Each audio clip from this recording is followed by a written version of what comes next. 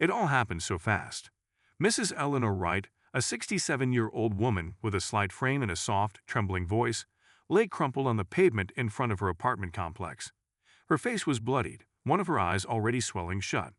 Two uniformed police officers stood over her, panting and adjusting their belts, as though they had just subdued a dangerous criminal. A small crowd had gathered, some filming the scene on their phones, others frozen in disbelief. One of the officers, a burly man with a crew cut, barked into his radio, "Suspect neutralized. We'll need medical assistance at 5th and Maple." Suspect? Eleanor's hands trembled as she tried to prop herself up. She was clutching her handbag as though her life depended on it. "Please," she whispered, "I was just." "Stay down," the other officer shouted, pointing his baton at her. And then, just as another patrol car pulled up with its sirens wailing, someone from the crowd yelled, "Do you even know who she is? That's Chief Wright's mother." The words hung in the air like a thunderclap. The officers exchanged panicked glances. The one with the radio stumbled back a step, his mouth slightly open, as if trying to form a coherent response. But it was too late. Chief Marcus Wright, known for his imposing figure and steely resolve, stepped out of the newly arrived patrol car. His face was a mask of barely contained fury as he marched toward the scene, every step deliberate, his eyes locked on the officers who had just assaulted his mother. "What the hell did you do?" he growled, his voice low and dangerous. The crowd fell silent, waiting to see what would happen next. Earlier that morning, Eleanor had decided to take her usual walk to the corner store. It was a crisp autumn day, and the leaves crunched pleasantly underfoot. She enjoyed these quiet moments, greeting neighbors, and watching the world go by. The neighborhood wasn't the safest, but Eleanor had lived there for over 3 decades. She knew which streets to avoid and always made sure to return home before dark. That day, however, her routine was disrupted. As she reached the store, she noticed a young man, probably in his early 20s, loitering near the entrance. He was wearing a hoodie, and his hands were shoved deep into his pockets. Eleanor hesitated but decided to walk in anyway, nodding politely at him as she passed. Inside, she picked up a loaf of bread, a carton of milk, and a pack of her favorite tea. When she approached the counter, the clerk, Mr. Patel, greeted her warmly. "Good morning, Mrs. Wright, your usual." She smiled. "Yes, please." Just as she was about to pay, the young man from outside burst into the store. He was holding a knife, his eyes wild. "Give me the cash," he shouted, pointing the blade at Mr. Patel. Eleanor froze. Her heart pounded in her chest as she clutched her handbag tightly. Mr. Patel, his hands shaking, began to open the register. "Faster," the man barked. Eleanor's mind raced. She had to do something.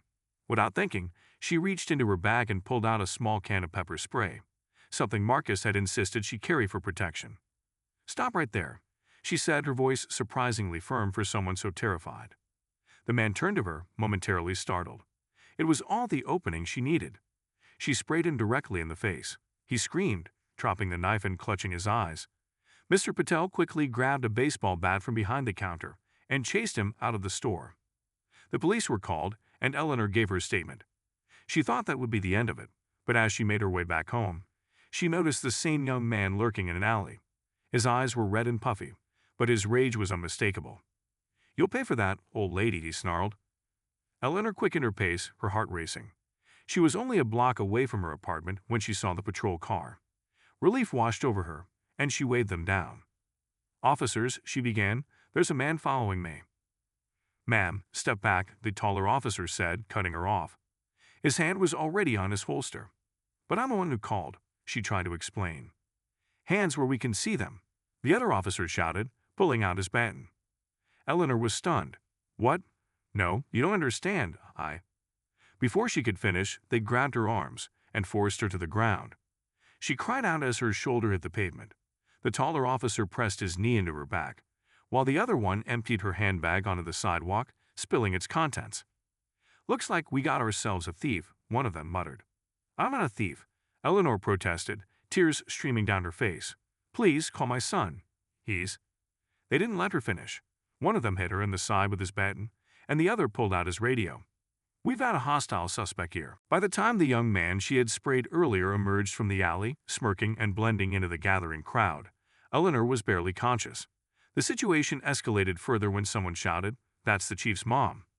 And now, with Marcus Wright standing over his officers, the crowd braced for what would come next. Marcus Wright's fists clenched at his sides as he looked down at his mother. Her fragile frame sprawled on the ground. She was barely moving, her face a mess of cuts and bruises. His jaw tightened as he took a deep, controlled breath. "Get her up," he ordered, his voice as cold as steel. The officers hesitated, their faces pale. Neither moved. "I said, get her up," Marcus roared, his voice echoing down the street. The taller officer scrambled first, reaching down to help Eleanor to her feet. She winced as he pulled her up, her frail body trembling from shock and pain. Marcus stepped forward, gently taking her from the officer's grasp. His large hands, usually unyielding, now cradled her as if she might break. "Mom," he said softly, crouching down so his eyes were level with hers. "It's me. It's Marcus. Are you okay?" Eleanor nodded weakly, her lips barely moving. "I told them, you're my son." "They didn't listen," she whispered, her voice hoarse. Marcus turned his head sharply, his glare landing on the officers. They stood stiffly, their hands clasped in front of them like chastened schoolboys. "Is that true?" Marcus asked, his voice low but dangerous. Neither officer responded. "Is that true?" he repeated, louder this time. "Chief, we didn't know." The taller officer began, his voice shaky. "Shut up," Marcus snapped. "You didn't know. You didn't know she was a civilian. You didn't know she was a harmless old woman. And when she told you to call her son, you didn't know to listen? Is that what you're telling me?" The officer's mouth opened, but no words came out. Marcus straightened up, still holding his mother. "You're both done. Badge and gun now." The officers exchanged desperate glances. "Chief, please," the shorter one begged. "It was a mistake. We thought." "Badge and gun," Marcus bellowed, cutting him off. Slowly, reluctantly, they unbuckled their holsters and handed over their weapons. Then they reached for their badges, placing them in Marcus's outstretched hand. His expression didn't soften for a moment. "You'll explain yourselves in full at Internal Affairs," he said. "But it's up to me, you'll never wear a badge again." Marcus handed Eleanor off to a paramedic who had just arrived, his eyes never leaving the disgraced officers. Once he was sure his mother was in good hands, he turned to the crowd. "Everyone, I appreciate your patience. Please give my mother some space," he said, his tone authoritative, but calmer now. The crowd began to disperse, murmuring among themselves. Some still recorded with their phones, but most turned away, the excitement winding down. Marcus's gaze returned to the two officers. "Stay here," he said. "I'm going to make sure my mother is taken care of. When I get back, we're going to have a long conversation." The officers nodded, neither daring to speak. Eleanor sat in the back of the ambulance, a paramedic gently dabbing at her wounds. Marcus stood outside, his large frame blocking the view of the street. His face was unreadable, but inside, a storm was brewing. "Marcus," Eleanor said softly, her voice barely above a whisper. He stepped closer, leaning in so he could hear her. "Yes, Mom." "Don't let this ruin you," she said, her eyes glassy. "I know you're angry, but don't let it eat you up. You're better than that." Marcus swallowed hard, his throat tight. "They hurt you, Mom. They humiliated you. And for what? Because they saw a black woman and assumed the worst." Eleanor reached out, her hand trembling, and placed it on his arm. "I'm okay," she said. "I'm alive. That's what matters." Marcus nodded slowly, though the anger in his chest didn't fade. He kissed her on the forehead. "I'm going to handle this. You don't need to worry about a thing." The paramedic spoke up. "She should go to the hospital, Chief, just to be safe." Marcus nodded. "Take her. I'll meet you there as soon as I've handled things here."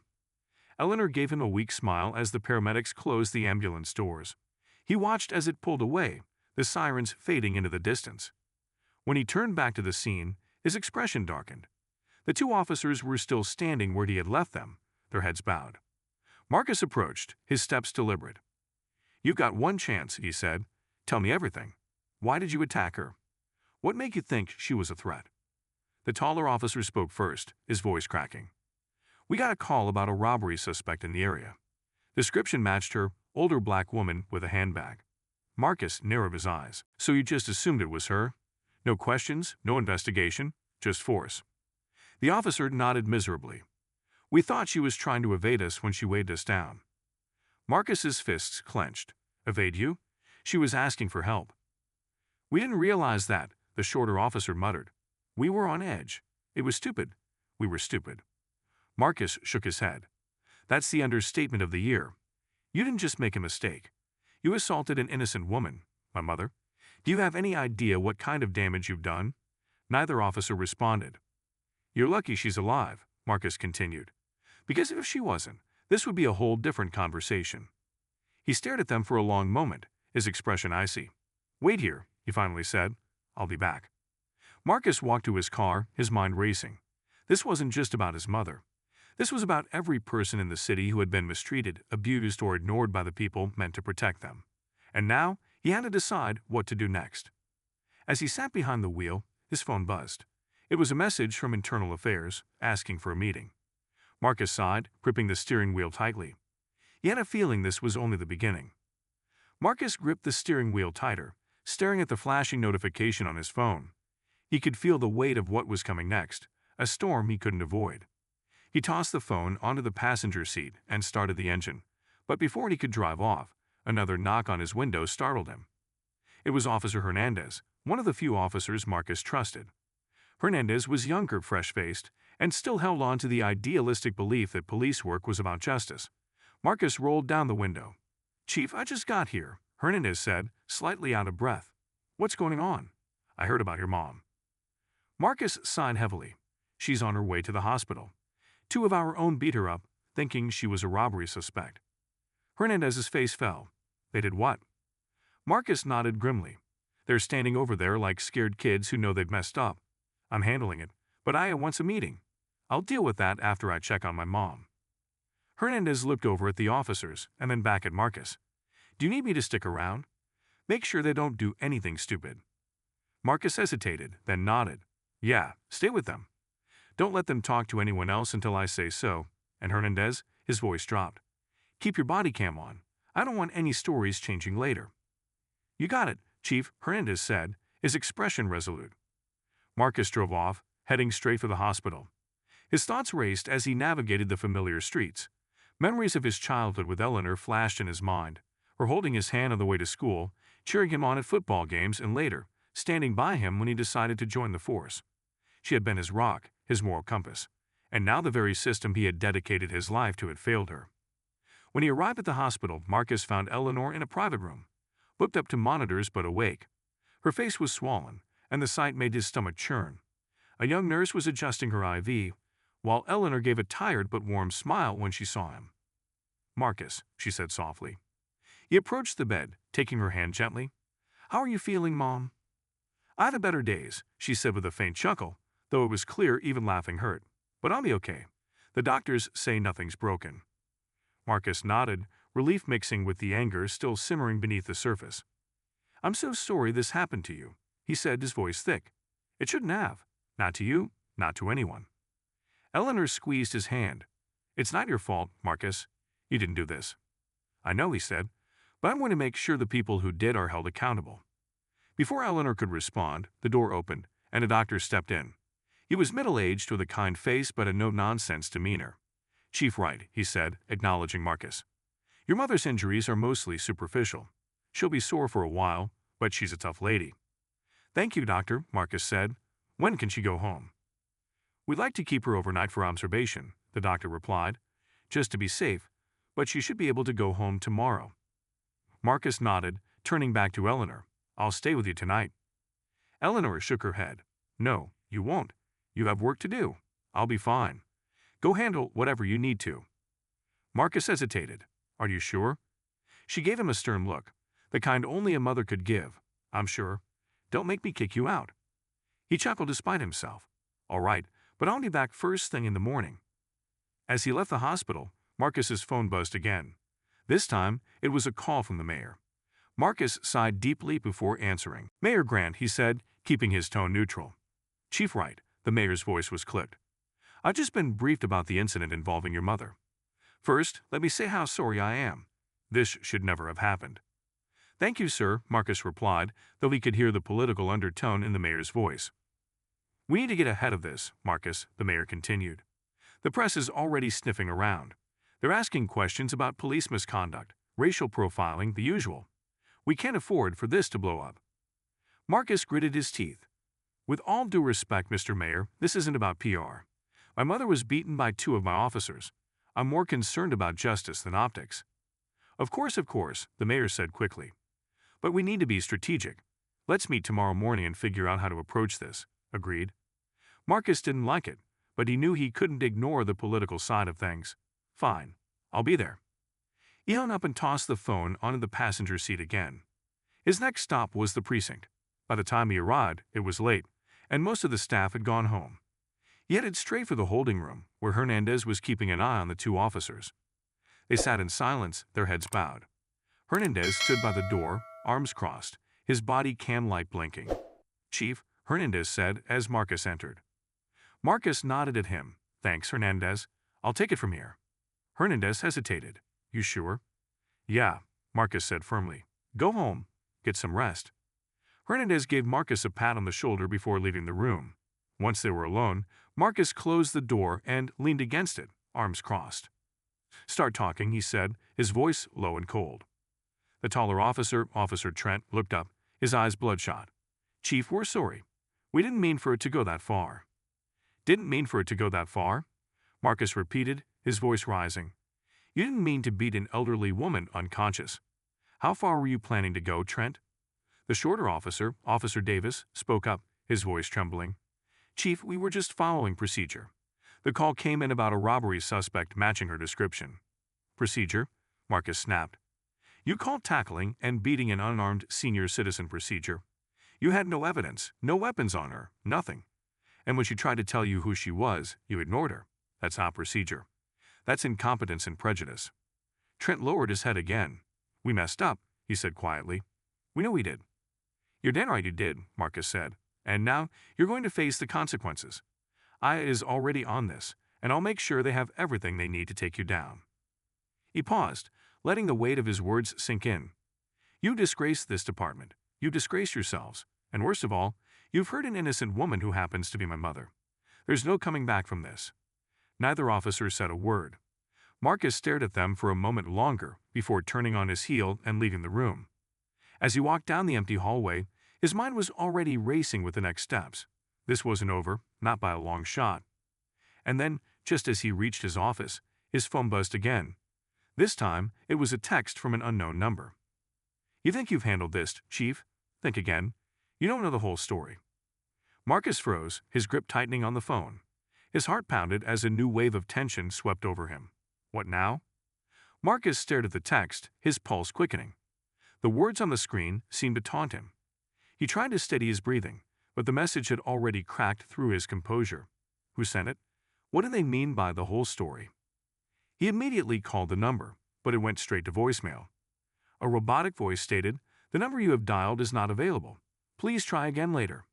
"Damn it," Marcus muttered, shoving the phone back into his pocket.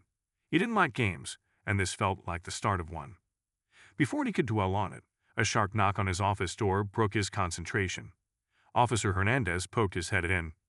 "Chief, sorry to bother you," he said, "but there's something you need to see." Marcus raised an eyebrow. "What now?" Hernandez stepped inside, holding a tablet. He handed it to Marcus, who immediately saw a video playing. It was a shaky cell phone recording, time-stamped just a few hours ago, at the scene where Eleanor had been attacked. The video began with Eleanor lying on the ground, but this footage showed something Marcus hadn't seen before. A figure emerged from the shadows, a man wearing a hoodie. He was standing at the edge of the crowd, watching everything unfold. His face wasn't clear, but his posture and movements were unmistakably familiar. Marcus leaned in, narrowing his eyes. "That's him," he said. "The guy my mom pepper sprayed at the store." Hernandez nodded. "Exactly. We ran facial recognition on the footage. His name's Jamal Carson. He's got a record, mostly petty theft, but a couple of assaults too." Marcus's mind raced. Why was he there? Was he watching to make sure my mom didn't talk? "Could be," Hernandez said, "but there's more." He switched to another video, this one from a security camera down the block. It showed Jamal meeting with someone in a dark sedan just minutes before Eleanor encountered the officers. The driver's face was obscured, but Jamal handed him something small, possibly cash or a package, before walking away. Marcus set the tablet down. This isn't just some random street thug. He's working with someone. Hernandez nodded. "Looks that way. We're trying to trace the car, but the plates were covered. Whoever this driver is, they didn't want to be found." Marcus's jaw tightened. "Give me everything you can on Jamal Carson. I want his address, known associates, the works." "Already on it," Chief, Hernandez said. But there's one more thing you should know. Word is, Jamal's been talking to someone inside the department. Marcus froze. Inside? Who? We don't know yet, Hernandez admitted. But if someone's feeding him information, we got a mole. The weight of the situation pressed down on Marcus like a vice. Corruption within the department wasn't new, but now it was personal. Someone had targeted his mother, and they weren't working alone. All right, Marcus said, his voice firm. Keep this between us for now. I don't want to spook whoever's involved. You got it, Hernandez said, heading out. Marcus sat back in his chair, the text message still lingering in his mind. You don't know the whole story. What was the connection? Was the sender the same person in the set-in, or was it someone else entirely, pulling strings from the shadows? Later that night, Marcus found himself parked outside Jamal Carson's last known address. It was a run-down apartment complex on the city's east side, the kind of place where people kept their heads down and minded their own business. He waited in the car, his eyes scanning every shadow, every movement. His phone buzzed again. This time, it was a message from Hernandez. Got the address for Jamal's girlfriend. She's a waitress at Lucky's Diner on 8th. Might be worth checking out. Marcus replied with a quick thanks and stepped out of the car. He approached the building, his hand instinctively resting on the gun at his hip. The front door was unlocked, and the stale scent of mildew greeted him as he stepped inside. Jamal's apartment was on the 3rd floor. Marcus climbed the narrow staircase, his boots echoing against the concrete. When he reached the door, he knocked firmly. Police, open up. No response. He knocked again, louder this time. Jamal Carson, this is the police. I need to speak with you. Still nothing. Marcus glanced up and down the hallway before stepping back and delivering a solid kick to the door. The flimsy lock gave way, and the door swung open, revealing a dimly lit, cluttered apartment. Marcus drew his gun, stepping cautiously inside. The place was a mess. Clothes piled on the floor, empty food containers scattered on the counter. But what caught his attention was the corkboard on the far wall, covered in photos, maps, and scribbled notes. He moved closer, his eyes scanning the board. There were surveillance photos of various locations around the city, including the corner store where Eleanor had been attacked. But the most chilling image was one of Eleanor herself, taken from a distance as she walked through the neighborhood. Son of a... Marcus muttered, his stomach turning.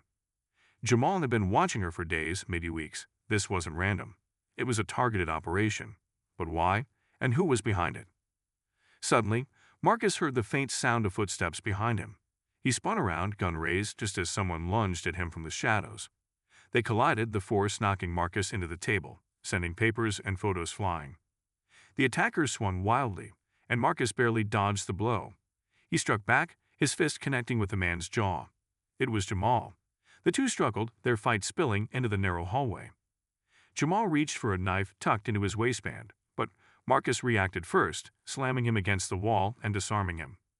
He pressed Jamal's face into the peeling wallpaper, twisting his arm behind his back. Who's pulling the strings, Jamal? Marcus growled. Who's the driver? Who sent you after my mother? Jamal grunted, trying to break free.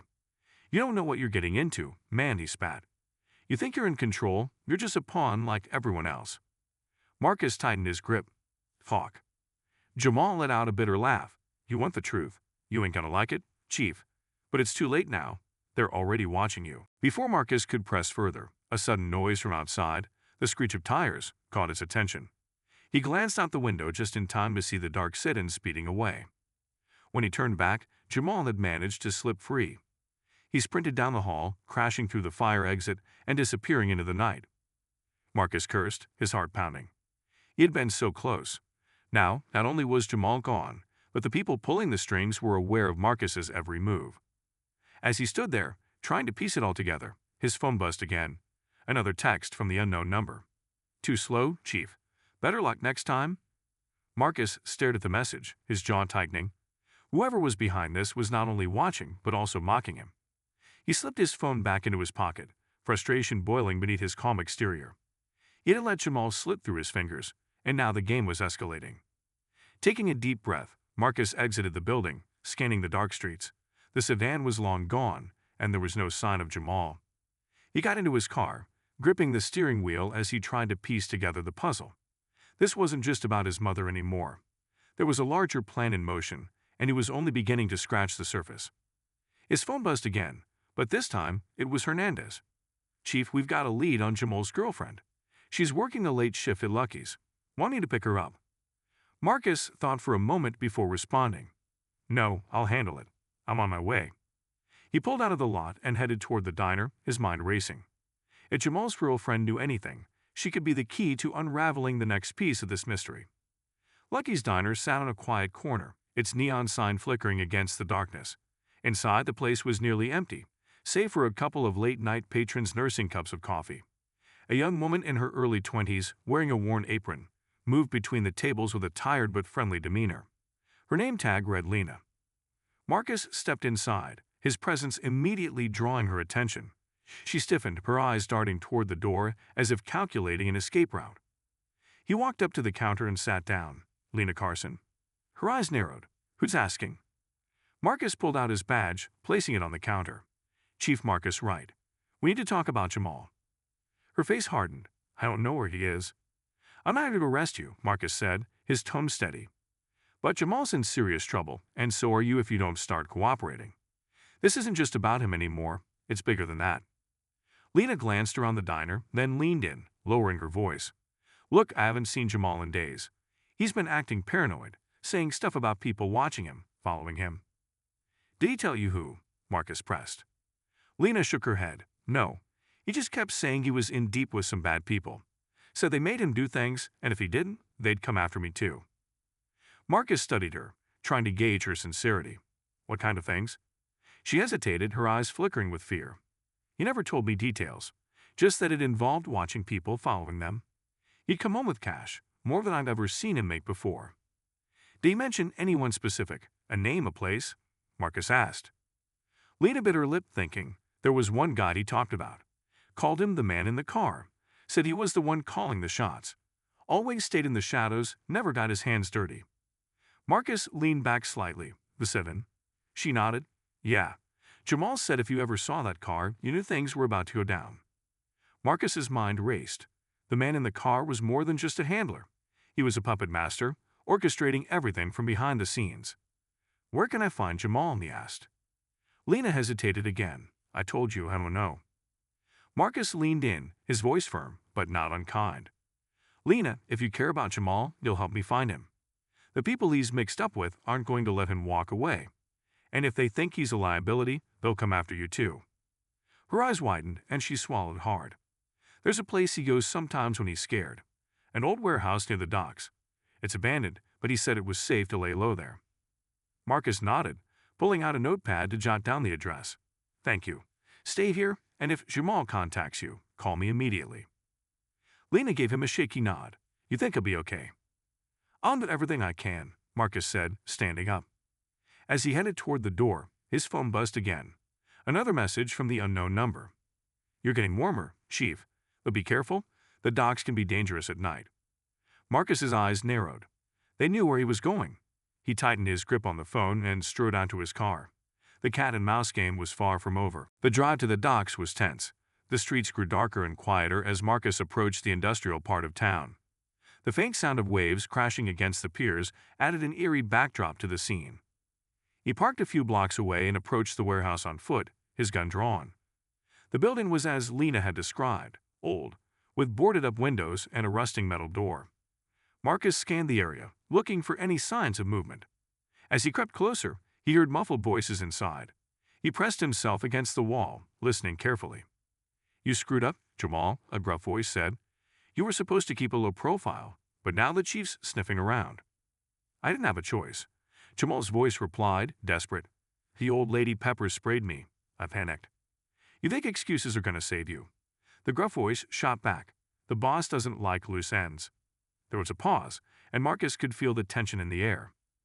"You got two options," the gruff voice continued. "You disappear, or we make you disappear." Marcus knew he couldn't wait any longer. He kicked the door open, gun raised. "Police, drop your weapons." The scene inside was chaotic. Jamal stood in the middle of the room, looking terrified. Two men flanked him, one tall and muscular, the other shorter but just as menacing. Both were armed. The taller man reacted first, pulling his gun and firing a shot that whizzed past Marcus's head. Marcus ducked and returned fire, hitting the man in the shoulder. He dropped his weapon with a yell, clutching his arm. The shorter man grabbed Jamal, using him as a human shield. "Stay back, Chief, or he dies," he shouted. Marcus aimed carefully, his finger on the trigger. "Let him go.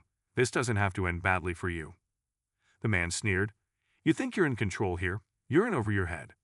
Jamal, eyes wide with fear, seized the moment. He elbowed the man in the ribs, breaking free. Marcus took the shot, hitting the man in the leg.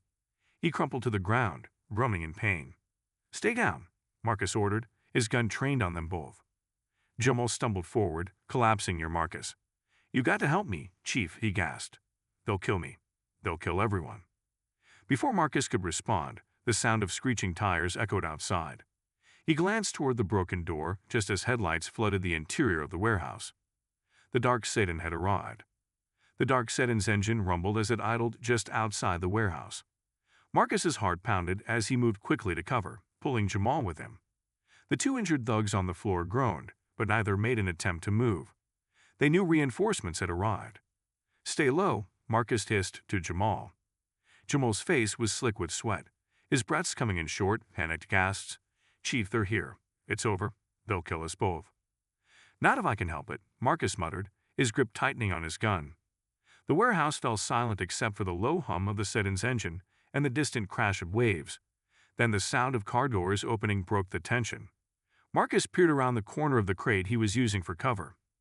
Three figures stepped out of the sedan, their silhouettes stark against the headlights. The middle figure was taller, dressed sharply in a dark suit. He moved with an unsettling calm, his hands in his pockets, as though they were taking a leisurely stroll. The other two were bulkier, clearly muscle, and each carried a firearm. The man in the suits stepped into the warehouse, his shoes clicking on the concrete floor. He stopped just short of the injured thugs, his head tilting slightly as he surveyed the scene. "Quite the mess you've made," he said, his voice smooth and controlled. His eyes flicked to the thugs on the ground. "You're useless, both of you." The taller thug tried to protest. "Boss, they—" The man in the suit raised a hand, silencing him. "I didn't ask for your excuses." Marcus's mind raced. This had to be the man in the car, the mastermind Jamal and Lena had described. He was clearly in charge, and from the looks of it, he wasn't pleased with his subordinates. "I know you're here, Chief Wright," the man said suddenly, his voice echoing in the cavernous space. "No need to hide. Let's talk like civilized men." Marcus stayed where he was, weighing his options. He had a clear shot, but he couldn't be sure the other two wouldn't open fire the moment he revealed himself. "You have 10 seconds, the man continued, his tone cold. "After that, my associates will start shooting, and wait for Jamal to get caught in the crossfire." Marcus glanced at Jamal, who was shaking his head furiously, mouthing the word no. But Marcus knew he couldn't risk a shootout with Jamal so close. Slowly he stood, keeping his gun trained on the trio. "All right," he said, stepping out from behind cover. "I'm here. Let's talk." The man in the suit smiled, though it didn't reach his eyes. "There you are. I appreciate a man who values diplomacy." "Funny," Marcus said, his voice steady, "because from where I'm standing, you don't look too diplomatic." The man chuckled softly. "Fair point. But I prefer to avoid unnecessary bloodshed when possible." Marcus didn't lower his gun. "You've already spilled enough blood. You're going to tell me everything, who you are, what you're planning, and why you went after my mother." The man raised an eyebrow. "Your mother? Yes, Mrs. Wright. A lovely woman, from what I've heard. That incident was unfortunate. A miscalculation on my part." Marcus's blood boiled, but he kept his composure. "Miscalculation? Your people beat her within an inch of her life." The man sighed, almost theatrically. "Yes, and for that, I do apologize. But you see, Chief, your mother wasn't the target. You were. We needed leverage to bring you into the fold." "Leverage?" Marcus growled. "You're playing with the wrong family." The man in the suit shrugged. "Perhaps. But you've proven to be quite the thorn in our side. Your efforts to clean up this city have been disruptive to our operations." "And what operations are those?" Marcus asked, his finger itching on the trigger. The man gave a thin smile. "Let's just say we have interests in maintaining the status quo. Corruption is a valuable tool, Chief. It keeps certain wheels turning. But your relentless pursuit of justice has complicated things." "So you targeted my mother to send a message." Marcus spat. The man shook his head. "Not quite. She was simply an entry point. We knew you'd come after us, and now, here we are, face to face. I must say, you're every bit as formidable as they say." Marcus took a step closer, his gun unwavering. "If you think you can intimidate me into backing down, you're dead wrong." The man in the suit smirked. "Intimidation was never the goal, Chief. We're offering you a choice. Join us. Use your position to help us keep things running smoothly. In return, your family stays safe, and you enjoy a significant financial incentive." Marcus's eyes narrowed. "You want me to sell out my city, my people? Never." The man sighed again, as if genuinely disappointed. "I was afraid you'd say that." He snapped his fingers, and the two muscle-bound men raised their guns, aiming directly at Marcus. But before they could fire, Marcus reacted. He shot first, hitting one of them in the chest. The man dropped instantly. The second man fired back, but Marcus dove for cover, dragging Jamal with him behind a stack of crates. Bullets ricocheted off the metal and concrete, the sound deafening in the confined space. "You're making this much harder than it needs to be, Chief," the man in the suit called out, his calm demeanor now tinged with annoyance. Marcus ignored him, focusing on reloading. Jamal clutched his arm, panic written all over his face. "They're gonna kill us." "Not if I can help it," Marcus said, peeking around the corner to assess the situation. The remaining thug was advancing, his gun trained on Marcus's position. The man in the suit stood back, watching the chaos unfold with a detached expression. Marcus waited for the right moment, then sprang up and fired. The shot hit the thug's leg, and he went down with a grunt, his gun skidding across the floor. Before Marcus could take aim at the man in the suit, he heard the unmistakable sound of sirens approaching. Backup had arrived. The man in the suit glanced toward the sound and then back at Marcus. His calm facade cracked for the first time, revealing a flash of irritation. "This isn't over, Chief," he said, backing toward the exit. "We'll be in touch." Before Marcus could stop him, the man slipped out into the night, disappearing into the sit-in as it sped away, tires screeching.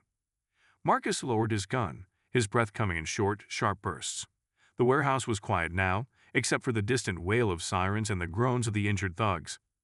Jamal collapsed against the crates, his head in his hands. "They're gonna come after me," he muttered. "I'm a dead man." Marcus crouched next to him, gripping his shoulder. "Not if I can help it. But you're going to tell me everything you know. No more games." Jamal nodded, his eyes wide with fear. "All right, Chief, I'll tell you everything. Just keep me alive." As the police cars screeched to a halt outside, Marcus knew this was far from over. The man in the suit was still out there, and now it was a race against time to unravel his network before he struck again. "This content may violate our usage policies. Did we get it wrong? Please tell us by giving this response a thumbs down." The backup team stormed into the warehouse, guns drawn, ready for a fight. Officer Hernandez was at the front, his eyes darting around the scene. When he spotted Marcus, he immediately lowered his weapon and approached. "Chief, you okay?" Hernandez asked, glancing at the injured men groaning on the floor. "I'm fine," Marcus said, standing and holstering his gun. "But we've got 2 down and 1 runaway in a dark sit-in. I want an APB out on that vehicle. It's tied to our guy, the man in the car." Hernandez nodded and quickly relayed the order to the other officers. Paramedics rushed in, tending to the 2 thugs Marcus had shot. Jamal stayed slumped against the crates, his face pale and his hands shaking. "Get Jamal into protective custody," Marcus instructed. "He's a key witness now." Hernandez raised an eyebrow. "Witness? I thought he was part of this mess." "He was," Marcus said, "but he's also a victim. These people were using him, and they'll kill him if we don't protect him." Hernandez nodded again and gestured for 2 officers to help Jamal to his feet. Jamal looked at Marcus, his eyes filled with a mix of fear and gratitude. "You'll keep your word, right?" Jamal asked as they escorted him out. "You'll keep me safe?" Marcus met his gaze. "You do your part, and I'll do mine." As Jamal was let out, Hernandez turned back to Marcus. "Chief, who the hell are we dealing with? This doesn't feel like your run-of-the-mill crime ring." Marcus sighed, rubbing the back of his neck. "It's not. These guys are organized, smart, and well-connected. They've got someone on the inside feeding them intel." "A mole?" Hernandez's face darkened. "You have any idea who?" "Not yet," Marcus admitted, "but we'll find them. Right now, our priority is taking down the man in the car. He's the one pulling the strings." Before Hernandez could respond, Marcus's phone buzzed. Another text from the unknown number. "You're persistent, Chief. I respect that. But persistence can be dangerous. Walk away while you still can." Marcus stared at the message, his grip tightening on the phone. Whoever this was, they were still watching. They're taunting me now, Marcus said, showing the message to Hernandez. Hernandez frowned. They've got some nerve, but if they think you're backing down, they don't know you very well. Marcus smirked, though the tension in his eyes remained. They'll find out soon enough. Back at the precinct, Marcus sat in the interrogation room with Jamal. The young man fidgeted nervously, his eyes darting around the sterile space as if expecting someone to burst in at any moment. You're safe here, Marcus said, his tone firm. But that safety depends on you telling me everything. Jamal nodded, swallowing hard. I'll talk. Just don't let them get to me. Marcus leaned forward. Start from the beginning. How did you get involved with the man in the car? Jamal took a deep breath. It started about a year ago. I was in some deep debt, gambling mostly. I didn't know how to get out, and then this guy shows up at the bar where I hang out. Real smooth, dressed sharp. He said he could help. And you believed him? Marcus asked. I was desperate, Jamal admitted. He paid off my debts just like that. But then he told me I have to work for him to pay it back. Marcus nodded, urging him to continue. At first, it was just small stuff, watching people, taking pictures, passing along packages. I didn't ask questions, but then things got darker. He started giving me targets, saying I needed to keep an eye on them. One of those targets was your mom. Marcus's jaw tightened. Why her? I don't know, Jamal said quickly. He didn't tell me why. He never tells me why. He just gives the orders, and I follow them. Or else. Or else what? Marcus pressed. Jamal's voice dropped to a whisper. Or else I disappear, like some of the others. Others? Marcus's eyes narrowed. How many? Jamal shrugged, his face pale. I don't know exactly, but I've heard things. People who didn't follow orders who tried to run. They just vanish. No one ever hears from them again. Marcus leaned back, his mind racing. This wasn't just about corruption or intimidation. This was a network that thrived on fear and absolute control. Where does he operate from? Marcus asked. He has to have a base, somewhere he feels safe. Jamal shook his head. I never know where he's going to be. He calls the shots from the car or some burner phone. He's always on the move. Marcus sighed, frustrated but not surprised. What about his network? Who else is involved? Jamal hesitated. There's a guy, big shot lawyer downtown, name's Robert Kane. He handles all the legal stuff for the boss, keeps everything looking clean. Marcus's eyes narrowed. He knew that name. Kane was a well-known defense attorney, notorious for getting criminals off on technicalities. Kane, Marcus repeated. He's working with the man in the car. Jamal nodded. Yeah, and there's more. Some cops too, like you suspected. I don't know who. The boss keeps his circles tight. Marcus's anger flared, but he kept his expression controlled. You've given me a lot, Jamal. Now it's my turn to hold up my end. You'll stay under protection until we bring these guys down. Jamal nodded, looking slightly relieved. Thanks, Chief. I just want this nightmare to end. Marcus stood, leaving the room. Hernandez was waiting outside. Get Kane under surveillance, Marcus said. We need to know everything about him, his clients, his finances, his connections. Hernandez nodded. You got it, Chief. And tell Aya we've got confirmed dirty cops, Marcus added. It's time to flush them out. As Hernandez moved to carry out the orders, Marcus felt a renewed sense of purpose. The pieces were starting to come together, but the clock was ticking. The man in the car wasn't just a criminal. He was a master manipulator with a network that could crumble the city's trust in its protectors. Marcus knew the road ahead would be dangerous, but he was more determined than ever. This wasn't just about justice anymore, it was personal. The precinct buzzed with a quiet tension as Marcus returned to his office. His conversation with Jamal had only confirmed what he feared. The man in the car wasn't just some shadowy figure pulling strings from afar. He was embedded in the city's fabric, using its institutions, including the police, to cover his tracks. Marcus sat at his desk, his eyes fixed on a stack of case files that suddenly felt heavier than ever. His phone vibrated again, another message from the unknown number. You're digging too deep, Chief. Stop now, or more people you care about will get hurt. Marcus stared at the text, his mind racing. Whoever this was, they weren't just watching. They were anticipating his every move. The warning was clear, but Marcus wasn't the type to back down. He called Hernandez. Yeah, Chief. Hernandez's voice came through slightly muffled. Where are we on Kane's surveillance? Marcus asked. We got eyes on him, Hernandez said. He left his office about 20 minutes ago, heading to a private club downtown. It's one of those places where you need an invite to get in.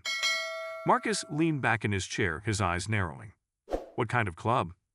Exclusive, high-end, very private. Word is, it's a place where deals get made, and people with money and power let their guard down, Hernandez explained. Marcus's gut tightened. Who's on site? Detectives Perez and Klein, Hernandez said. They've got a van parked outside, feeding us real-time footage. So far, Kane's just been sitting at the bar, but he's met with 2 different people. One of them might be another lawyer, but the other, well, we're not sure yet. Send me the live feed, Marcus said. I'll watch from here. On it, Hernandez said, and hanging up. Moments later, Marcus's computer screen lit up with a grainy live feed from inside the club. The camera focused on Robert Kane, a tall, slick man in an expensive suit, sipping a glass of whiskey as he laughed with a man in a leather jacket. Marcus leaned in, scrutinizing every detail. Kane looked relaxed, which meant he was either confident or arrogant, or both. The man in the leather jacket leaned in closer, speaking directly into Kane's ear. Marcus clicked on his phone, calling Hernandez again. Can we get audio on this? Negative, Hernandez replied. Too much background noise, but Perez and Klein are trying to lip read. Not good enough, Marcus muttered. Tell them to keep recording. I want everything. Will do, Hernandez said. The tension in the precinct grew as the night wore on. Officers moved quietly, the weight of the investigation hanging over everyone. Marcus kept his eyes on the feed, watching Kane's every move. Finally, Kane stood, shaking hands with the man in the leather jacket. The 2 exchanged a few last words before Kane slipped out the back exit of the club. Where's he going now? Marcus asked, immediately calling Hernandez. Kane's heading south, Hernandez said. Perez and Klein are tailing him. Marcus stood, grabbing his coat. I'm joining them. Send me the location. Got it, Chief, Hernandez replied. The streets were quiet as Marcus drove, the glow of the city's lights reflecting off the wet pavement. The location Hernandez sent led him to an upscale residential building on the edge of the city's financial district. It was the kind of place where rent cost more than most people's monthly salaries. Marcus parked a block away and approached on foot, his eyes scanning the building's entrance. Perez and Klein were stationed in a black van nearby, their equipment humming softly. Chief, Perez said as Marcus entered the van. Kane went in about 5 minutes ago. He used a keycard, so he's got access. Who owns the building? Marcus asked. Check the registry, Klein said, tapping on his laptop. It's a shell company, no names attached, but it's tied to a bunch of offshore accounts. Classic cover, Marcus muttered. Any idea which apartment he went to? Not yet, Klein admitted, but we're working on getting access to the building's security feed. Marcus nodded. Do it fast. We can't lose him. Minutes passed like hours as Klein hacked into the building's security system. Finally, he pulled up a live feed from the building's internal cameras. They watched as Kane stepped into an elevator, pressing the button for the penthouse. Of course, Marcus said under his breath. He's meeting someone important. The elevator doors opened to a sleek hallway, and Kane disappeared into the penthouse suite. Can we get eyes in there? Marcus asked. Not without reaching, Perez said, but we got parabolic mix. We might be able to pick up something from the roof. Do it, Marcus ordered. I want to know who he's meeting. Perez grabbed the equipment and hurried to the building's roof. Moments later, they had audio. At first, the voices were faint, but soon they became clear. Marcus recognized Kane's smooth, confident tone. You've got nothing to worry about, Kane was saying. The chief's poking around, but he's got nothing concrete. We're still in control. Another voice responded, deeper and more measured. You underestimate him. Wright's not like the others. He won't stop. Marcus's eyes narrowed. He knew that voice.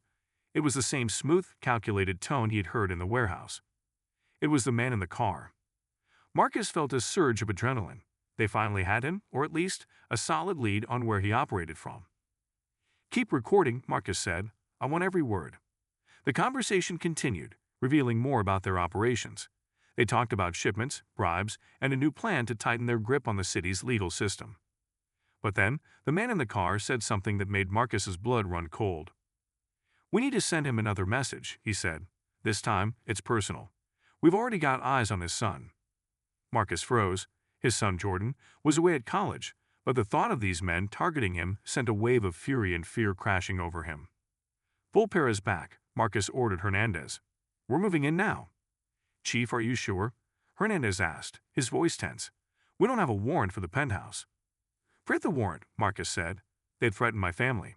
This ends tonight. Marcus stormed out of the van, his mind racing. Every step felt heavier, weighed down by the thought of his son being in the crosshairs of these criminals. The team hesitated behind him, but Marcus's resolve was unshakable. He turned to Perez and Klein, his voice sharp and decisive. Cover all exits. No one leaves this building.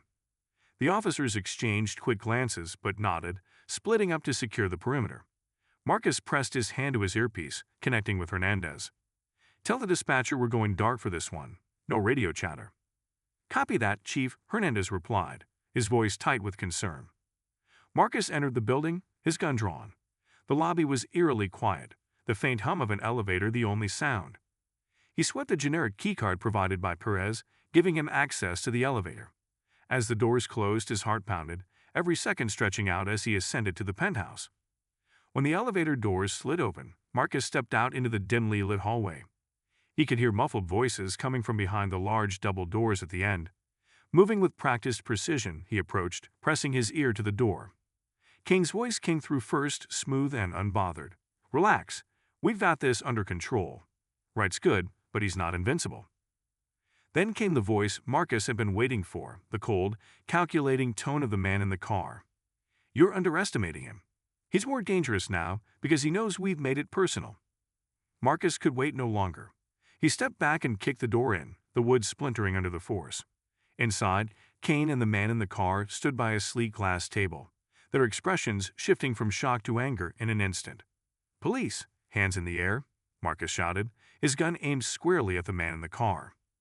Kane raised his hand slowly, a smug smirk on his face. Chief Wright, you really know how to make an entrance. The man in the car didn't flinch. His hands stayed in his pockets, his calm demeanor unshaken. Chief Wright, he said coolly, you've been busy. Drop whatever you're holding and get on the ground, Marcus commanded, his voice firm. The man in the car sighed and slowly removed his hands from his pockets, revealing they were empty. There's no need for violence, Chief. We're just businessmen having a meeting. Save it, Marcus snapped. You threatened my family. That's not business, that's war. Kane chuckled. You've got no proof of that. I've got everything I need, Marcus shot back, and it's all on record. The man in the car's eyes flickered, the first sign of tension. You're bluffing. Try me, Marcus said, his finger tightening on the trigger. Suddenly, a noise from the adjoining room caught Marcus's attention. He shifted slightly, his gun still trained on the pair. Who else is here? Kane's smirk widened. Would you like to know? Before Marcus could respond, the door behind him burst open, and two more men rushed in, guns drawn. Marcus pivoted, firing instinctively. One man went down, but the other got off a shot, grazing Marcus's arm. Pain seared through him, but he didn't falter. Get him, Kane shouted. The second man lunged at Marcus, but Marcus was faster, striking him with the butt of his gun. The man crumpled to the floor, groaning. Marcus turned back to Kane and the man in the car, who were now trying to make their escape through a side door. Not so fast, Marcus yelled, firing a warning shot into the ceiling. The man in the car stopped, his hands slowly rising again. Kane hesitated, his smugness finally giving way to fear. Looks like your little empire is crumbling, Marcus said, stepping closer. Now, get on the ground. Reluctantly, both men complied, lying face down on the polished floor. Marcus cuffed them quickly, his injured arm throbbing with every movement. He pressed his earpiece. Suspects in custody, he said. Get up here and secure the scene. Within minutes, Perez and Klein entered, weapons drawn. They quickly assessed the situation, securing the injured thugs and sweeping the penthouse for any additional threats. Hernandez's voice crackled in Marcus's ear. Chief, we got this in. It was abandoned a few blocks away. No sign of the driver. They won't get far, Marcus said. We got their boss. Perez approached, nodding toward the man in the car. What's the plan, Chief? Marcus stared down at the man who had orchestrated so much pain and chaos. We bring him in, and we unravel every part of his operation. The ride back to the precinct was tense. The man in the car sat silently in the back of a patrol car, his eyes fixed straight ahead. Kane, on the other hand, had regained some of his confidence, throwing out snide remarks about lawyers and technicalities. You'll never make this stick, Chief, Kane said, his voice dripping with arrogance. By morning, I'll be out on bail. Marcus didn't respond. He knew Kane was partially right. This fight wasn't over, and the legal battles ahead would be brutal. But for now, he had both men in custody, and that was a start. Back at the precinct, Marcus led the man in the car into an interrogation room. Hernandez and Perez watched through the glass as Marcus sat across from the man who had haunted him for weeks. "You've lost," Marcus said simply, placing a file on the table. "We've not enough to bury you." The man in the car smirked. "You think this ends with me?" Marcus leaned in, his voice low and dangerous. "No, but it starts with you, and by the time we're done, your entire network will be dust." The man's smirk faded slightly, but he maintained his composure. "You got guts, right, I'll give you that, but you're out of your depth." Marcus stood, his eyes never leaving the man's. "We'll see about that." As he left the room, Hernandez approached. "What's next, Chief?" Marcus glanced back at the closed door. "We keep digging. Every lead, every connection. We're going to tear this operation apart piece by piece." Hernandez nodded. "And your son?" Marcus's jaw tightened. "We get him protection. It won't lay a finger on him." For the first time that night, Marcus allowed himself a small moment of hope. They had struck a blow, but the fight was far from over. And he wasn't stopping until the entire network was dismantled, no matter how deep it went. The precinct was alive with activity. Officers moved briskly, phones rang, and computer screens flickered as the team worked to process the arrests. Marcus stood in the observation room, his eyes locked on the man in the car, who sat calmly in the interrogation room as though he were waiting for a dinner reservation. Hernandez joined Marcus, handing him a coffee. "This guy isn't sweating, Chief. It's like he knows something we don't." Marcus took the coffee but didn't drink. He's not just some criminal. He's a tactician. He's confident because he believes he's untouchable. "We've got enough evidence to keep him locked up for a long time," Hernandez said. "Kane's records, the recordings from the club, Jamal's testimony. It's solid." "It's a start," Marcus said, his voice low. "But we both know someone like him has layers of protection. Corrupt officials, offshore accounts, fall guys. He's built an empire designed to survive setbacks like this." "Then we need to break through those layers," Hernandez said. Marcus nodded, one crack at a time. He set down his coffee and made his way to the interrogation room. As he entered, the man in the car looked up, his calm demeanor unshaken. Marcus pulled out a chair and sat across from him, placing a thick folder on the table. "Let's cut to the chase," Marcus began. "You're done. We've got you on conspiracy, extortion, money laundering, and more. You're looking at life without parole." The man in the car smiled faintly. "You've been busy, Chief, but you and I both know it's not that simple. Your evidence won't hold up in court." Marcus opened the folder, revealing photos, financial statements, and transcripts of recorded conversations. "You think so? Because this looks pretty solid to me." The man leaned back, his expression unreadable. "It's impressive. But you're underestimating how deep this goes. You can take me down, sure, but my absence will create a power vacuum. Others will step in. You can't stop the machine, Chief. It's bigger than both of us."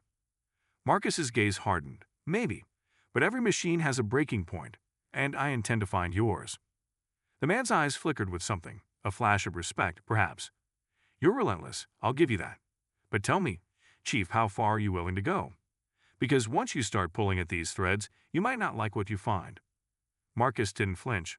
"I've seen enough corruption to know what I'm up against, and I'll go as far as I have to." The man leaned forward slightly. "Even if it means losing everything. Your career, your reputation, your family." Marcus's jaw tightened. "You don't scare me." The man chuckled softly. "Maybe not, but you should be scared for them." Marcus's fist slammed down on the table, rattling the folder's contents. "If you so much as look at my son." "Calm down, Chief," the man said smoothly. "I'm just stating facts. You're a smart man. You know how this game is played. Pressure points are everything." Marcus stood, towering over him.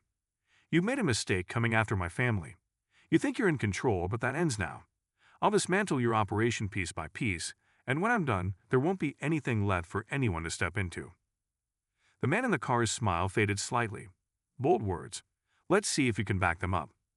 Marcus left the room, slamming the door behind him. Hernandez was waiting in the hallway, his expression tense.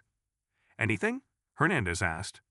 "He's confident," Marcus said, "but he's bluffing. We've got him rattled." "Good," Hernandez replied, "but we've got another problem." Marcus's eyes narrowed. "What now?"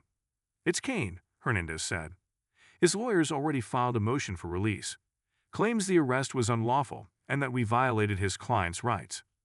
Marcus clenched his fists. Typical. We can't let him walk. We've got a few hours before the hearing, Hernandez said. If we can link Kane to something more concrete, it'll strengthen our case. Marcus rubbed his temples, his mind racing. Then we need to hit his financials harder. Follow the money trail. There's always something they missed. I'll get the team on it, Hernandez said. We'll dig into every transaction, every offshore account. Do it, Marcus said, and Jamal prepped for a deposition. His testimony could tie everything together. Hernandez nodded and left, leaving Marcus alone in the hallway. He leaned against the wall, exhaling slowly. The pressure was mounting, and every decision felt like walking a tightrope. One misstep, and the entire case could collapse. Later that evening, Marcus returned to his office, the precinct quieter now as the night shift settled in. He pulled up the latest reports on Kane and the man in the car, poring over every detail. His phone buzzed, and for a moment he hesitated, fearing another taunt from the unknown number. But this time, it was a video message. Marcus tapped it, and his heart dropped. The video showed his son Jordan walking across his college campus. The camera was shaky, clearly filmed from a distance, but it was unmistakably him. The message that followed was chilling. He looks just like you, Chief. Such a bright future. It'd be a shame if something happened to him. Marcus felt a cold sweat break out. He immediately called Jordan, his hand trembling as he waited for the line to connect. Hey, Dad, Jordan answered, his voice cheerful. What's up? Jordan, Marcus said, trying to keep his voice steady. Where are you right now? Just heading back to my dorm. Why? Is something wrong? Marcus took a deep breath. Listen to me carefully. I need you to go straight to campus security. Tell them to stay with you and call me as soon as you're safe. Don't go anywhere alone. Jordan's tone shifted, concern creeping in. Dad, what's going on? I'll explain later, Marcus said. Just do what I said, okay? It's important. Okay, I will, Jordan said, but you're starting to freak me out. I'll handle it, Marcus assured him. Just stay safe. As he hung up, Marcus's resolve hardened. They had crossed a line, and there was no turning back. He was going to bring them down, no matter the cost. His phone buzzed again. Another text from the unknown number. Tick-tock, Chief. Time's running out. Marcus's grip tightened around his phone. They wanted him scared, desperate, but all they had done was fuel the fire. He stood, his eyes cold and determined. The fight was far from over, and he was ready for whatever came next. Marcus wasted no time. With every second feeling like a lifetime, he left his office and made his way to the precinct's operations center. Hernandez and Perez were already there, sifting through stacks of financial records and live feeds. We got a major problem, Marcus said, his voice hard. Hernandez looked up from his monitor. What's going on, Chief? They've got eyes on my son, Marcus said, his words clipped. I just got a video of him on campus. They're sending a message. Perez's eyes widened. They're escalating. They're trying to rattle me, Marcus said, his voice firm. But we're going to turn it around. Where are we on Kane's accounts? Hernandez tapped on his keyboard, pulling up several documents on the screen. We traced multiple payments from Kane's accounts to offshore entities. One of those accounts is directly tied to a shell company we believe is funding the man in the car's operations. Perez chimed in. And get this, one of those payments was flagged as a bribe to a high-ranking official at City Hall. We don't have a name yet, but we're close. Marcus nodded. Good work. That's leverage. If we can link that bribe to a specific deal, we've got enough to flip Kane. And Jamal? Hernandez asked. He's ready to talk, Marcus said, but I want him under heavy guard. They'll come for him if they think he's cooperating. Hernandez nodded. We've got him in a secure location with two of our best. Keep it that way, Marcus said, then turned to Perez. Pull everything we've got on City Hall. I want to know who's on the take and what deals they've been pushing. Perez nodded, his fingers flying over the keyboard. Hours passed as Marcus and his team pieced together the puzzle. The financial web was vast, but each connection brought them closer to the core of the operation. By early morning, Perez found the breakthrough they needed. Chief, Perez said, leaning back in his chair, we got a name. Deputy Mayor Richard Langston. Marcus's eyes narrowed. Langston? He's been in office for years. No one's ever been able to pin anything on him. Well, we got him now, Perez said. Kane funneled over $2 million into Langston's offshore accounts. And there's a paper trail connecting those funds to several lucrative city contracts awarded to companies linked to the man in the car. Marcus nodded, the pieces clicking into place. Langston's their inside man. He's been greasing the wheels for their entire operation. This is big, Chief, Hernandez said. We take down Langston, and the whole house of cards falls. Marcus's phone buzzed. It was Jordan. Dad, Jordan said, his voice calm but serious. I'm with campus security. They've got me in a safe room. Marcus exhaled, relief washing over him. Good. Stay there. I'm sending a detail to back them up. Is this about the message you got? Jordan asked. Someone's after me, aren't they? Marcus hesitated, then decided the truth was best. Yes, but I got it under control. You're safe, Jordan. Just follow their instructions. I trust you, Dad, Jordan said. But be careful. I will, Marcus said. I'll check in soon. As he hung up, Hernandez approached. We got units ready to pick up Langston. You want to lead the charge? Marcus shook his head. No, I'll coordinate from here. We need this to be airtight. The operation to arrest Deputy Mayor Langston unfolded with precision. Officers surrounded his home in the early hours, catching him off guard. Langston, a distinguished man in his late 50s, tried to maintain his composure as he was led away in handcuffs. At the precinct, Langston was placed in an interrogation room. Marcus watched from the observation window as Hernandez and Perez questioned him. At first, Langston was defiant, but as the evidence mounted, his confidence began to waver. I want a deal, Langston finally said, his voice tight. You don't know what you're up against. The people I work for don't play games. Hernandez leaned in. We're eager to negotiate. You start talking, or we'll make sure you go down for every charge we can throw at you.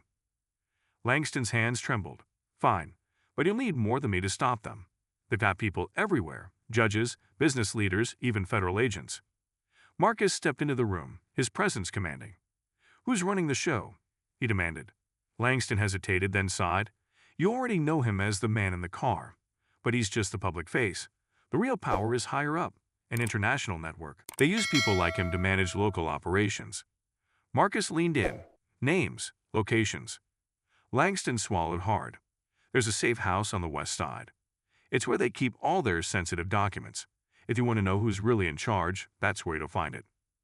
Marcus nodded, signaling to Hernandez and Perez. Get the address. We're moving now. The safe house was a nondescript building in a quiet neighborhood, blending in with the surrounding homes. Marcus led a tactical team to the location, his mind focused and clear. They breached the building quickly, encountering minimal resistance. Inside, they found a hidden room filled with files, computers, and encrypted drives. Bag everything, Marcus ordered. This is the jackpot. As they worked, Marcus's phone buzzed again. Another text from the unknown number. You're relentless, Chief, but this game is far from over. You've only scratched the surface.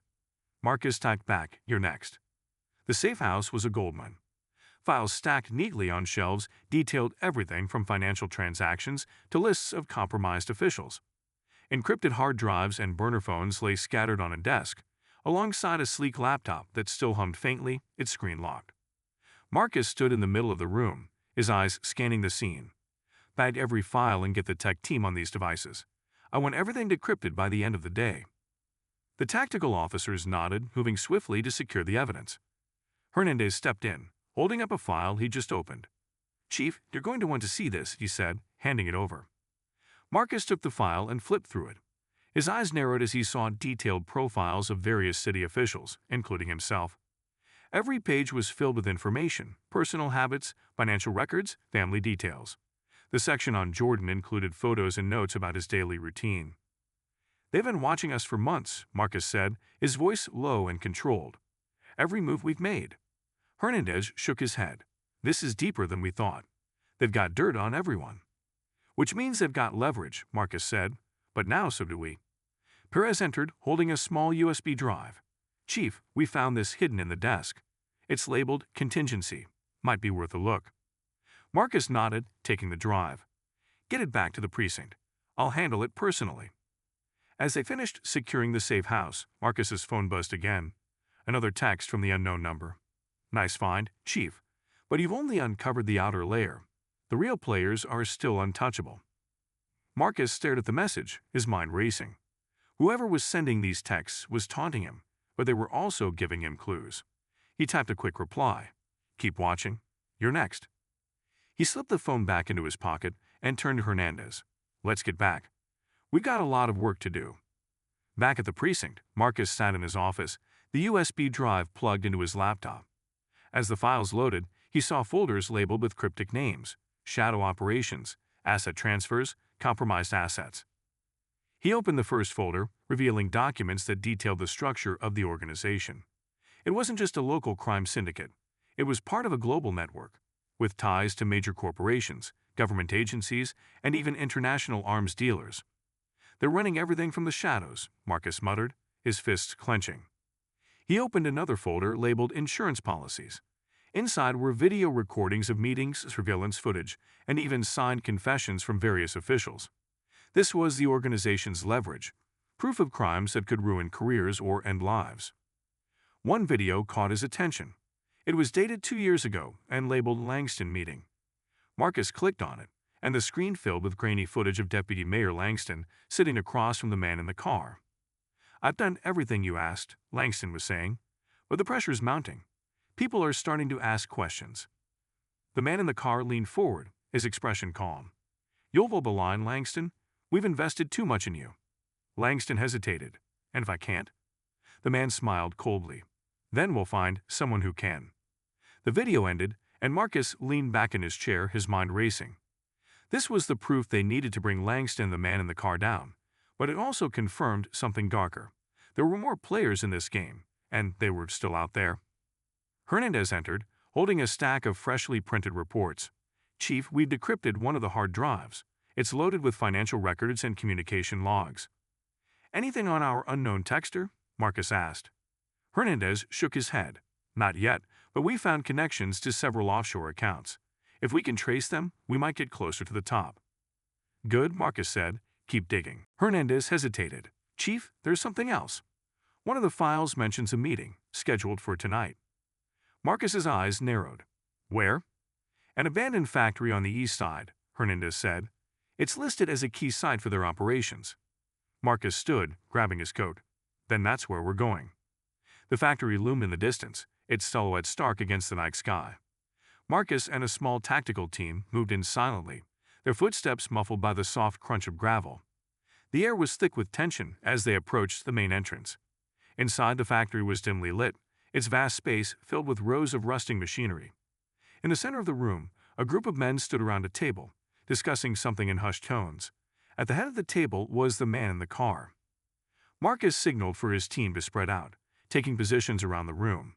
He stepped forward, his gun drawn. "Police," hands in the air. The men around the table froze, their eyes wide. The man in the car, however, remained calm, slowly raising his hands. "Well, Chief," he said, his voice carrying across the room. "You've been busy."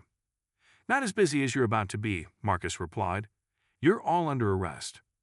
One of the men lunged for a weapon, but Marcus's team reacted instantly, taking him down with a single shot. The rest of the men dropped to their knees, hands behind their heads. As his officers secured the suspects, Marcus approached the man in the car. "You think you're untouchable, but we've got everything we need to bring you down." The man smiled faintly. "You might have won this battle, Chief, but the war is far from over." Marcus leaned in, his voice low. "We'll see about that." As he cuffed the man in the car, Marcus couldn't shake the feeling that this was only the beginning. There were still more layers to uncover and more powerful players to face. But for now, he had dealt a significant blow to their operation. And he wasn't stopping until the entire network was dismantled. The ride back to the precinct was tense. Marcus sat in the front seat of the lead patrol car, his eyes fixed on the road ahead. The man in the car sat in the back, hands cuffed, his expression as calm as ever. Despite the significant arrest, Marcus knew this was far from over. When they arrived, the precinct was buzzing with anticipation. Officers gathered as Marcus and his team led the suspects into the building. Hernandez was waiting in the interrogation wing, files in hand. "We've got them all processed," Hernandez said as Marcus entered. "But I don't like how calm he is." Marcus nodded, glancing back at the man in the car. "He's confident because he still thinks he's in control. Let's change that." They escorted him into the interrogation room, securing him to the table. Marcus sat across from him, opening a thick file on the desk. "Let's make one thing clear," Marcus began. "You're not walking out of here. We got enough evidence to bury you and everyone in your network." The man in the car smirked. "You got a few files, Chief, but you haven't touched the real power behind this operation." We'll get to them, Marcus said, starting with you. The man's smile faded slightly. You think you've won? This network has existed for decades. It doesn't rely on one person. Cut off one head, and another grows in its place. Marcus leaned forward. Then we'll keep cutting. Before the man could respond, Hernandez stepped in, placing a laptop on the table. He opened a folder containing several damning videos, including the Langston meeting. The man in the car's eyes flickered, the first sign of unease. You've been sloppy, Marcus said. We got your financial records, your communications, and now your meetings. Every deal, every bribe, every threat, you've left a trail. The man in the car's composure wavered for a moment before he regained control. You won a battle, but the war is far from over. Marcus stood, placing his hands on the table. You're right, but you won't be around to see how it ends. As he left the room, Hernandez followed, his expression serious. What's next? Get this evidence to the DA, Marcus said. We're going public with this. Press conference first thing in the morning. Public? Hernandez raised an eyebrow. That's a bold move. It's the only move, Marcus replied. Once this hits the news, their power starts to crumble. They thrive on secrecy. We take that away, and we take away their control. The next morning, the precinct was filled with reporters. Cameras flashed as Marcus stepped up to the podium, flanked by Hernandez and the DA. He looked out at the crowd, his face resolute. Last night, the Metro Police Department conducted a series of arrests as part of an ongoing investigation into a criminal network operating within our city. Among those arrested is a man known as the Man in the Car, who has been linked to numerous illegal activities, including corruption, extortion, and organized crime. The room erupted in questions, but Marcus raised a hand to silence them. We have evidence that this network has compromised officials at every level of government. Our investigation is ongoing, and more arrests are expected. A reporter shouted, Chief Wright, are you concerned about retaliation? Marcus met her gaze. This city deserves justice, and we're prepared for any pushback. We will not be intimidated. As he stepped away from the podium, the weight of his words settled over the room. He knew the fight was far from over, but for the first time, they had the upper hand. Later that evening, Marcus returned home, exhausted but satisfied. His phone buzzed with a message from Jordan. Proud of you, Dad. Stay safe. Marcus smiled, responding with a simple always. But as he set the phone down, another message came through, from the same unknown number that had been taunting him. You've shaken the tree, Chief. Now prepare for the fallout. We're not done yet. Marcus stared at the message, his jaw tightening. The battle had only just begun, but he was ready. The network might be vast, but so was his determination. For every shadow they tried to hide in, Marcus would bring the light, and he wouldn't stop until every last one of them was brought to justice. The precinct was quieter than usual. After the press conference, the city was buzzing with reactions. Public officials scrambled to distance themselves from the growing scandal, while news outlets ran continuous coverage of the takedown. Marcus sat in his office, sifting through the final pieces of evidence. The puzzle was nearly complete, but there were still a few threads left to pull. Hernandez knocked on the door and stepped in, holding a file. Chief, we've decrypted the last hard drive. You're going to want to see this. Marcus gestured for him to sit as Hernandez laid out the documents. They showed a detailed hierarchy of the criminal network, connecting it to powerful figures across the country and beyond. Judges, business tycoons, and even members of federal law enforcement were implicated. Looks like Langston wasn't lying, Hernandez said. This thing goes all the way to the top. Marcus exhaled slowly. It's bigger than we ever imagined.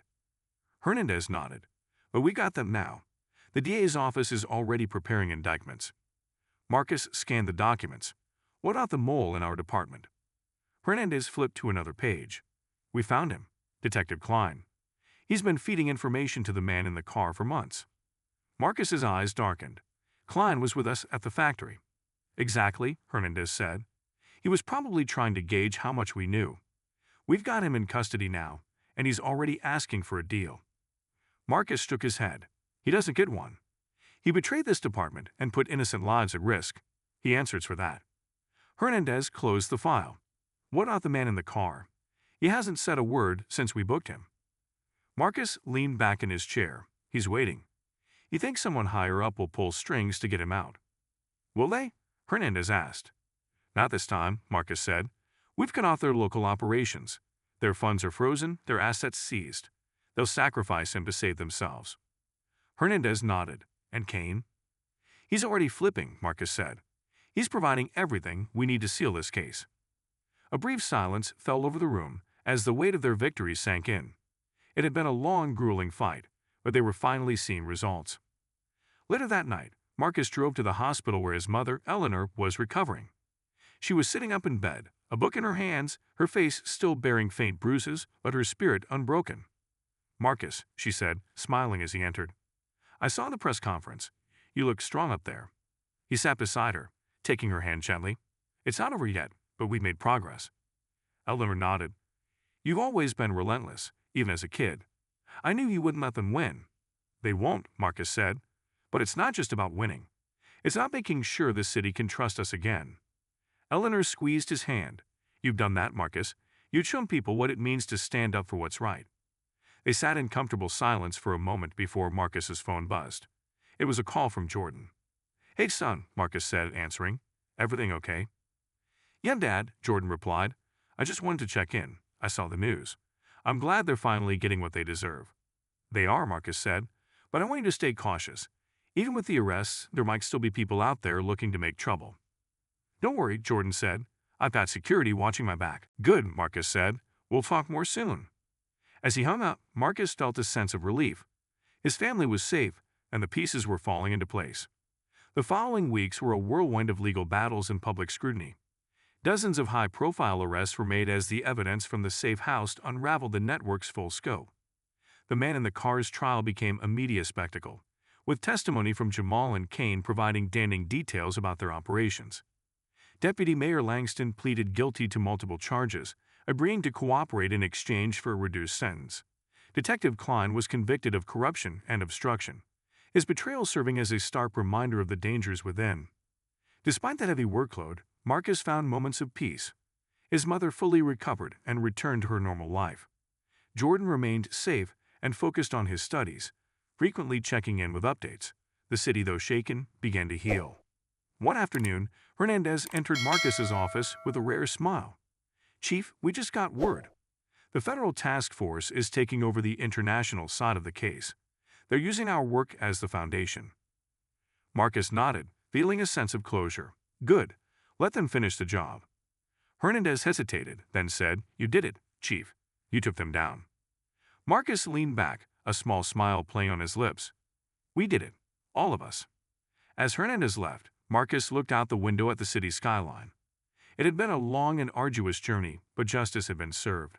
The shadows that had loomed over his city were finally lifting. For the first time in weeks, Marcus allowed himself to relax. The fight had been worth it, and while the work of rebuilding trust would continue, he knew they were on the right path.